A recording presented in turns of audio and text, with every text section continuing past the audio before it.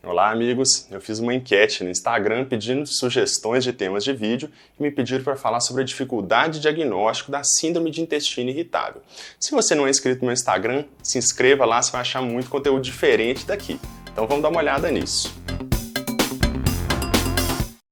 Olá, eu sou o Dr. Marcelo Werneck e a síndrome do intestino irritável, que eu já falei dela aqui no canal, é uma síndrome funcional. O que isso quer dizer? Que se a gente olhar o intestino, fizer uma colonoscopia, fizer vários exames, em geral eles vão vir normais. E isso leva a um problema de diagnóstico. Claro, porque a gente não tem um exame que vai dar 100% de certeza. E para isso que existem critérios para o diagnóstico. O que a gente vê muitas vezes no consultório? O diagnóstico sendo feito em pacientes que têm pouco tempo de sintoma ou que não têm sintomas clássicos da doença. E isso gera um exagero de diagnóstico. E como não existe um exame para confirmar, muitas vezes a pessoa vai carregar aquele diagnóstico durante anos, mesmo tendo outros problemas. Então, como que deve ser feito o diagnóstico da síndrome de intestino irritável? A gente tem alguns critérios que a gente chama de critérios de Roma. Nesses critérios, a gente tem que ter inicialmente um acompanhamento, ou seja, a pessoa tem que ter sintomas nos últimos 6 meses. E nesse período de 6 meses, pelo menos 2 meses de sintoma. Ela normalmente vai ter um quadro de dor abdominal associado à alteração do ritmo intestinal.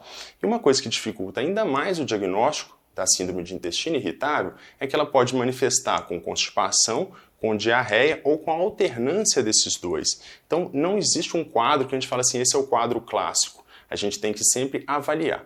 Muitas vezes, essas pessoas que têm intestino irritável, elas também têm alguns quadros que a gente chama de quadros psiquiátricos que podem piorar o quadro dela. Então, quando a pessoa está num momento de estresse, por exemplo, que seja uma prova, algum momento aí perda familiar, ela vai manifestar esses sintomas. Então, a gente tem que ficar de olho nisso, até para a gente saber se aquilo é intestino irritável mesmo ou não. Porque existem outros quadros funcionais também.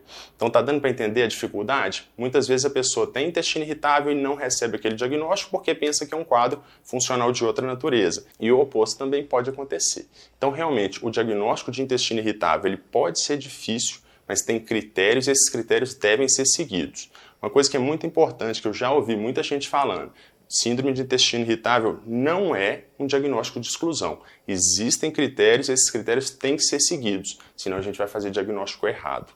Muito obrigado por assistir meu vídeo. Clica aqui para se inscrever no canal e curta o vídeo, assim você me ajuda a fazer mais vídeos para vocês.